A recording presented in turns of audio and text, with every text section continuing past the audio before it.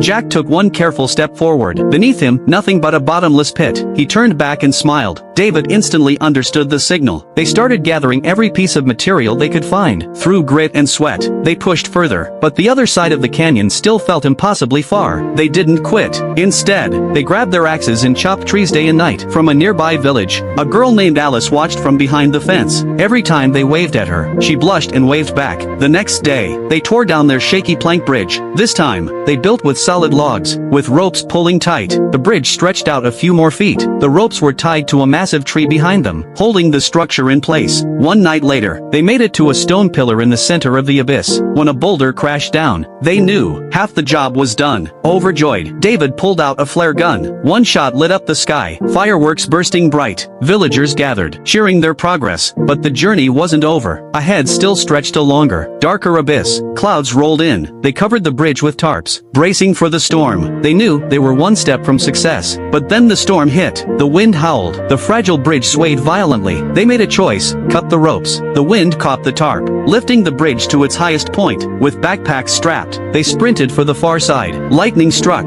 The bridge caught fire. The wind tore at the trees, almost ripping the anchors from the ground. Alice saw it happen. She leapt the fence, rushing to grab the ropes, but her strength wasn't enough. Then, the villagers came. Together, they pulled with all their might. Jack and David ran with everything they had left. Jack leapt first, landing safely. He spun around, reaching for his friend, but a rope snapped. David nearly plunged into the void. He scrambled back up, but the distance had grown too wide. Their hands reached out, desperate, but never touched. Jack screamed in agony. David accepted the truth. He let go of the rope. One last flare fired into the sky, and then, he fell into the endless abyss. The bridge collapsed behind him. The villagers thought it was over, heads bowed in silence. But in the next moment, the flare lit the night sky brighter than ever. The villagers erupted in cheers, celebrating victory. They didn't know David was gone, and across that cliff, what was waiting for them?